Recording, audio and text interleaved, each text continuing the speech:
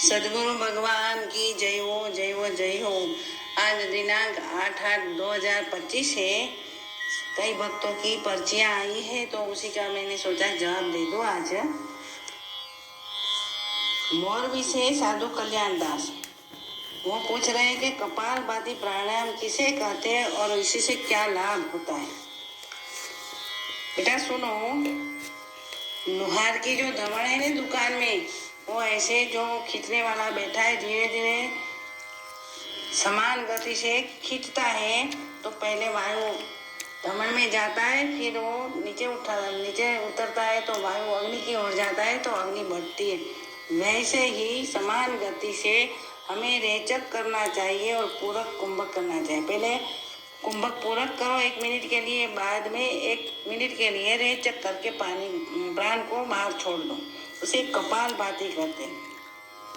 और पद्मासन में, अर्ध पद्मासन में बैठना और दोनों हाथों घुटनों पर रखना चाहिए, जिससे शरीर में मेद और चर्बी होती है उसको श्लेष्म कफ ज्यादा होता है, उसी का कफ निकल जाता है और कपाल उसी का ललाट तेजस्वी हो जाता है। इसीलिए तो कपालभाति नाम रखा है। और जिनको कफ ज्यादा होता है उसी साधक ने वसंत ऋतु में है ये शुरू करना चाहिए कपालभाति, क्योंकि कफ वसंत ऋतु में ज्यादा होता है। अन्य ऋतु में शुरू करते हैं कपालभाति तो क्या होता है कि जो हमारा त्रिगुण है, रजोगुण तमोगुण सत्वगुण और वात कफ और पित्त है, वो समान नहीं रहते तो गड़बड़ हो जाती है, तो शरीर में कोई रोग उत्पन्न हो जाता है, ताव आदि भी आ जाता है, फिर दवा लेना पड़ता है, छोड़ देना पड़ता है। तो आप जब मुझे मोरबी में मिले थे तब आपने मणिपुरी चक्र की बात बताई थी और कपालभाति आप कर रहे हैं, लेकिन कुछ मिलता नहीं है। तो ये गुरु कृपा जो आप पर हो जाए तो कपालभाति ऐसे सिद्ध हो जाता है, क्योंकि आप अभी हठयोग कर रहे हैं ना, हठयोग से ये सिद्ध करना चाहते हैं, तो उसमें सावधानी रखनी चाहिए। और जो कोई हठयोगी 5 अशोक और वंदन रखनी चाहिए, और जो कोई हठयोगी होता है, सिद्ध हठयोगी, उसी की निगरानी में सीखना चाहिए। हेलो फ्रेंड, अहमदाबाद थी स्मिता प्रश्न कर रही है। जबरखी में लिखा है कि सुषुम्ना नाड़ी कहाँ है शरीर में और कुंडलिनी जागृत होते तो क्या क्रियाएं होती है। सुषुम्ना खुलती है और जागृत कुंडलिनी सुषुम्ना में प्रवेश करती है और सचक्रों को भेद करती है। ये सही बात है, मैंने कहा बात तो सही है, लेकिन गुरु ऐसे होने चाहिए। पिंडम पदम रूपम रूपातीतम सम्यक जानाति स एव गुरु महायोग में कहा गया है।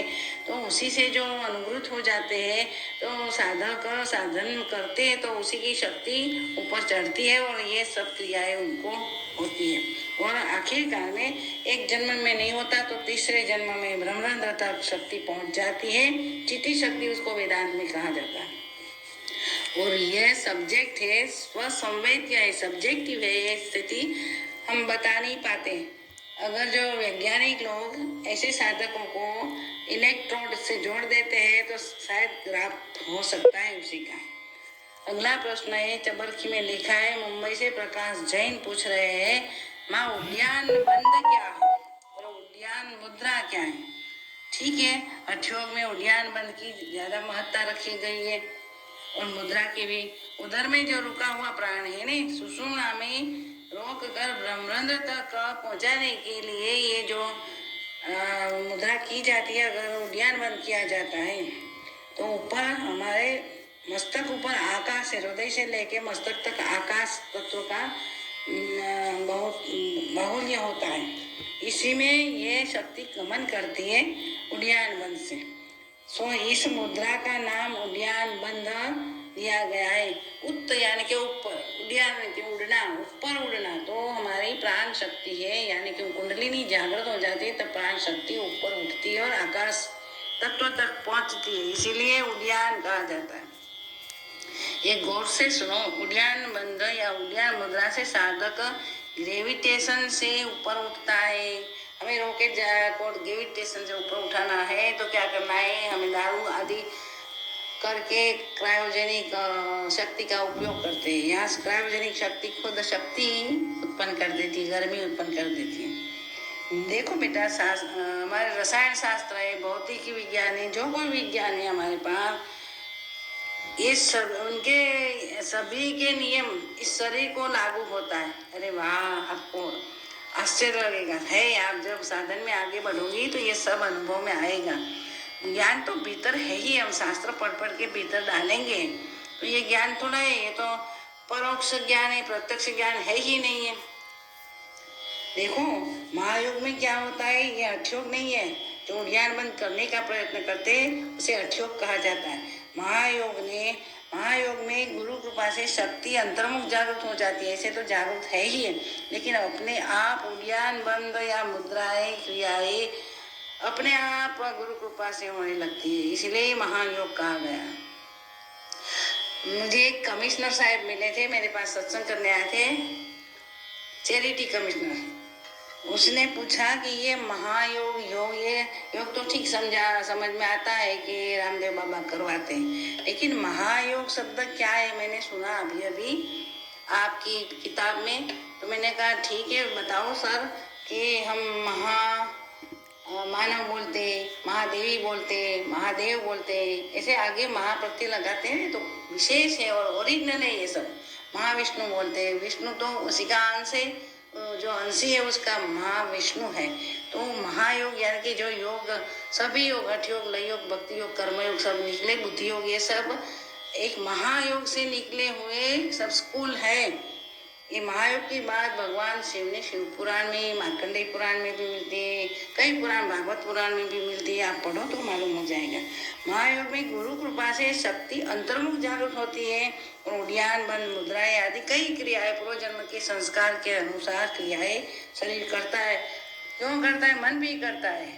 तो क्यों होती है क्रियाएं? गुरु कृपा से होती है और पूर्वजन्म के संस्कार जागृत होके साधन में साधक को ये भोगवाती है। तो गुरु कृपा आवश्यक है। चाहे 3 कारणों से शक्ति जागृत हो जाती है अंतर में, जैसे कि पूर्व जन्म क्या, हमारा कर्म करते करते हमारा हृदय स्वच्छ हो जाता है, तो इस जन्म में कर्म अशुद्ध होने के कारण हमारी शक्ति जागृत हो जाती है। भक्ति के अत्यंतिक इष्ट देव के उन्मेष और आवेग उठते शरीर में, हृदय में, मन में, तो भी शक्ति जागृत हो जाती है। और तीसरा कारण है गुरु कृपा से होती है, जो महायोग में बताया गया। तो आगे जो मैंने 2 कारण बताया, 2 कारणों से शक्ति जागृत हो जाती है, तो भी गुरु की आवश्यकता रहती है। हमारे ऋषि मुनि कह गए, सिद्ध लोग कह गए, शास्त्रों में भी कहा गया है। तो गुरु कृपा से, शक्तिपात से अनुग्रहित साधक के हर रोज साधन करना चाहिए। साधन करेंगे साधक तो ही आगे बढ़ेंगे। देखो बेटा, आपको यहाँ आना है मेरे आश्रम में, तो चलते चलते अगर बाइक के कोई साधन पर आते हैं तो जैसे जैसे आश्रम के नजीक पहुंचोगे तैसे आपका मकान दूर हो जाएगा। ऐसे ही साधन करते रहोगे तो जो वासनाएं आदि रिपु है ये दूर चले जाएंगे, यानी कि खीरते जाएंगे। तो साधन में तो कई क्रियाएं होती है, बाद में बताऊंगी। अभी तो इतना आपके प्रश्न का जवाब आपको मिल गया होगा। अब चिट्ठी में मॉरिशस से आई है, नीतीश कुबेर पूछते हैं, माँ रामदेव बाबा योग करवाते और अपनी महायोग परंपरा में अनुग्रह से जो हमें प्राप्त होता है उसमें क्या अंतर है? बहुत सुंदर प्रश्न है बेटा, सुनो स्मिता जी, तुम भी सुनो, आपने भी एक दफा मुझे ये पूछा था।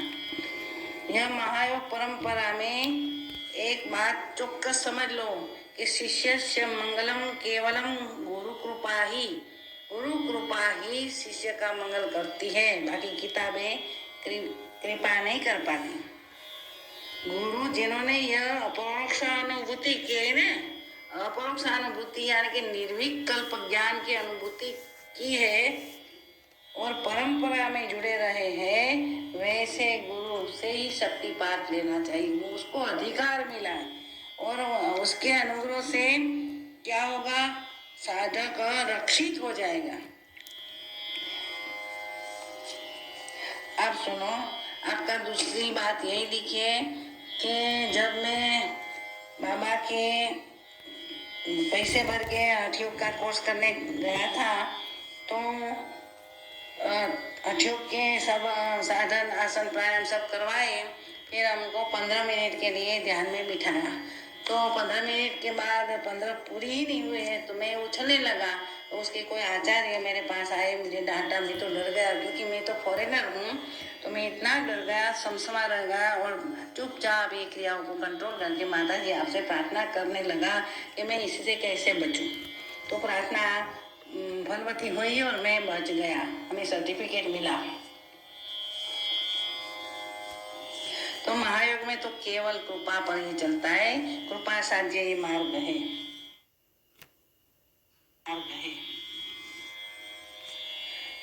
महायोग अनुग्रहित साधक डटे रहेगा और हमेशा सुबह शाम 1-1 घंटा 2-2 घंटा साधन करेगा तो उसकी प्रगति साधन में होगी, बाकी नहीं होगी। जो नहीं करेगा, दीक्षा लेके अनुग्रहित होके ये काम नहीं करेगा, वो सोचेगा कि गुरु महाराज ने दीक्षा दे दी है, माता जी ने दे दी है तो हम बस ठीक ठाक हो जाएंगे, हम पैसे वाले हो जाएंगे, हमारे बच्चे ठीक हो जाएंगे, सब ठीक ठाक हमारा सब हो जाएगा, पैसा हो जाएगा, नाम बन जाएगा, लाड़ी गाड़ी पाड़ी सब ठीक ठाक हो जाएगा। एक गलत भ्रमणा है। एक भाई मेरे पास आया था, कोई गुरु महाराज की जो सभा करनी थी ने, तो मुझे पर्ची देगा, उसमें लिखा था कि भाई ये बाबा जी का आप दीक्षा ले लो तो आपकी आर्थिक स्थिति सुधर जाएगी, सामाजिक स्थिति सुधर जाएगी, मेंटल स्थिति सुधर जाएगी। तो मैंने हंस दिया कि ऐसे थोड़ा होता है।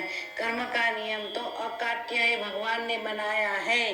कर्म से कोई छुटकारा प्राप्त नहीं कर पाते और पाप कर्म और पुण्य कर्म दोनों हमारे यहाँ बताया। भयंकर पाप करने से हमें भयंकर दुख होता है।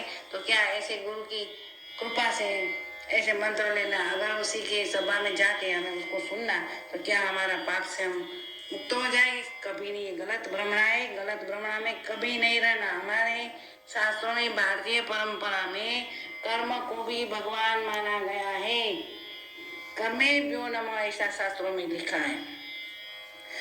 तो ऐसे गुरु पिंडम पदम रूपम रूपातीतम सम्यक जानाति स एव सद्गुरु परिकीर्तित। आज कई लोग सद्गुरुडम चलाते हैं और सद्गुरु कहलाते हैं। तो कई ऐसे पागल लोग भी मेरे पास आए कि फला फला से हमने दीक्षा ली है, हमारे बच्चे ने दीक्षा ली है, वो पागल हो गया, हमसे पूछे बिना दीक्षा ली, ऐसा हो गया, आप ठीक कर दो। मैंने कहा उस गुरु के पास जाओ। तो गए हैं या नहीं गए मुझे कुछ नहीं मालूम। आगे है गीता जी, आपने जो लिखा है कि हमें गुरु कृपा जल्दी से कैसे फलवती होती है, बात तो सही है। तो उसी के लिए गुरु कृपा प्राप्त किया बाद में गुरु की सब आज्ञा हमें चरितार्थ करनी चाहिए। सदगुरु पर पूर्ण विश्वास, श्रद्धा और साधन करते रहना और साधन में हमेशा बैठना। बस शिष्य की शरणागति और आत्मनिवेदन भाव ही सिद्धिप्रद होगा, बाकी सिद्धि मिलेगी नहीं, कहीं भटक जाओगे। क्योंकि अच्छी से अच्छी किताब जो पढ़नी हो तो हमारी अंतःकरण रूपी किताब पढ़ना चाहिए। क्योंकि ऋषि मुनियों ने अंतर में अनुभव करके हमारे सामने शास्त्र रखा है। सुनो बेटा, एक बात मुझे याद आ गई, आपको बता रही हूँ कि अमरेली से यूको बैंक के रिटायर्ड मैनेजर मेरे पास अचानक आ गए। तो उसने कहा कि मुझे आपसे शक्तिपात की दीक्षा लेनी है, महायोग परंपरा में जुड़ना है। तो मैंने प्रति प्रश्न किया, बेटा कहीं से दीक्षा ली है, आपके और कोई गुरु है? तो उसने कहा हाँ। तो मैंने कहा उससे रजा ले लो, हमारे पास तो ये जो नियम है इसी के मुताबिक हम दीक्षा देते हैं। तो कि वो तो चल बस है। तो मैंने कहा आपको दीक्षा क्यों लेनी है? तो बोले कि भाई हमें दीक्षा इसलिए लेना है कि हमने शास्त्र में पढ़ा है, उसमें भी मानता हूँ। क्योंकि एक दफा महायोग में हमारी दीक्षा हो जाती है, गुरु कृपा हो जाती है, गुरु अनुग्रह मिल जाते हैं और हम साधन आदि करते रहते हैं तो हमारी प्रगति में क्या होता है, हमें क्या प्राप्त होता है। वो बता रहा था कि इसी से ही शक्ति जागृत फुल कोर्स में जागृत हो जाती है, ब्रह्मांड में बिंदु स्वरूप होके मर्ज हो जाती है, जैसे ड्रॉप इनटू ओशन। तो निर्विकल्प ज्ञान होता है, वे मैंने पढ़ा है। तो ये महायोग की दीक्षा से मैं इतना समझ रहा हूँ ये निर्विकल्प ज्ञान तक हमें शक्ति, जागृत शक्ति पहुंचा देती है। यदि हम वहां तक पहुंचे नहीं ज्ञान तक और हमारा शरीर छूट गया तो अगले जन्म में हमें मनुष्य जन्म ही मिलेगा। ऐसा गीता जी में भी अर्जुन को भगवान ने कहा है। और कैसे शुचियाम श्रीमताम गे योग भ्रष्टो भी जायते, तो शुचि और श्रीमंत लोगों के यहाँ हमारा मनुष्य जन्म होता है। और क्या होता है, ऐसे घराने में जन्म होने से हमें छुट्टेपन से हमें जो योग भ्रष्ट हो गए तो योग निष्ठ होते जा रहे हैं दूसरे जन्म में। बचपन से ही हमारे संस्कार जाग उठते हैं, उसी मार्ग पर चल देते हैं। तीसरी बात यही है, मैंने सुना है और समझा है और प्रत्यक्ष प्रमाण भी हमने देखा है ऐसे साधकों का। किसी की मौत कभी अकस्मात में नहीं होती, उसको उच्छेदक मृत्यु भी कहा जाता है बौद्ध धर्म में। कभी नहीं होता शक्ति जागृत, क्योंकि शक्ति खुद भगवान को, शिव को मिलने के लिए उद्यत है। वो कभी किसी को एक्सीडेंट में शरीर को, किसी का शरीर छुड़वाने के लिए कोई कार्य थोड़ी करते, बचाने का कार्य करते। बिल्कुल सही बात है, आपने सही समझा है। गीता जी पढ़ो, इसमें सब लिखा है। अर्जुन के बहाने हमको कृष्ण भगवान ने उपदेश दिया है। वो खुद बोलते हैं कि भाई मेरा भी कितना जन्म हो गया, बहुनी जन्मानी तेरा और मेरा है अर्जुन हो गया है, तुझे मालूम नहीं मुझे मालूम, क्योंकि मेरे हृदय में एक ज्ञान स्थापित हो गया है, आपके हृदय में नहीं हुआ है।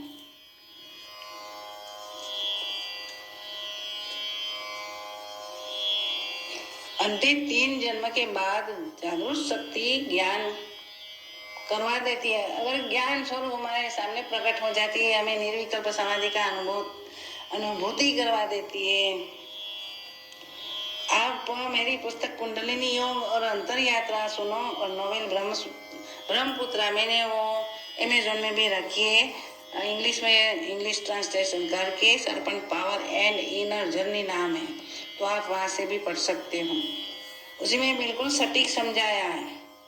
अच्छा, अब चिट्ठी वंदना बहन पूछ रही है, तू तो बेटा पढ़ती है, तो तूने दीक्षा ली और मालूम भी है। आप ऐसा करो, हमारे गुरुदादा से विष्णु तीर्थ स्वामी महाराज और एवं शिवम तीर्थ हमारा चाचा गुरु जी की किताबें है, वो पढ़ो। उसमें मनोविज्ञान है, अध्यात्म है, हम षड रिपु से कैसे बाहर निकल सकेंगे और कैसे आत्मानुभूति कर सकेंगे, सब समझाया। कई किताबें है, ये किताब प्राप्त करनी हो तो मैं एड्रेस दूंगी, आप पूछोगे तो चाहिए तो मैं बुला किसी को ये पुस्तक पढ़ो ऐसा नहीं करना चाहती है। और हठ योग और जो योग है, लय योग, भक्ति योग, सच में तो ये गुरु कृपा होती है तब ही प्रकट होते हैं। ऐसे कर करके हम करता भाव में हम हठ योग करते, हम राज योग करते, मर जाएंगे लेकिन कुछ प्राप्त नहीं होगा। गुरु कृपा ही केवलम शिष्य मंगलम, हमने तो ये अनुभव किया है, इसीलिए मैं जोर शोर से टांग ठोक के बता रही हूँ। आपको गुरु कृपा प्राप्त करना और साधन में हमेशा के लिए बैठना। गुरु कृपा प्राप्त करने के लिए आपका रिसीवर ठीक ठाक होना चाहिए। आप गुरु की परीक्षा करने के लिए जाओगे तो कुछ नहीं प्राप्त होगा, उल्टा कर्म बंधन हो जाएगा, नरक में जाओगे। साधक का अंतिम लक्ष्य जीवन में धर्म अर्थ काम और मोक्ष, अंतिम लक्ष्य मोक्ष है, साक्षात्कार प्राप्त कर सकते।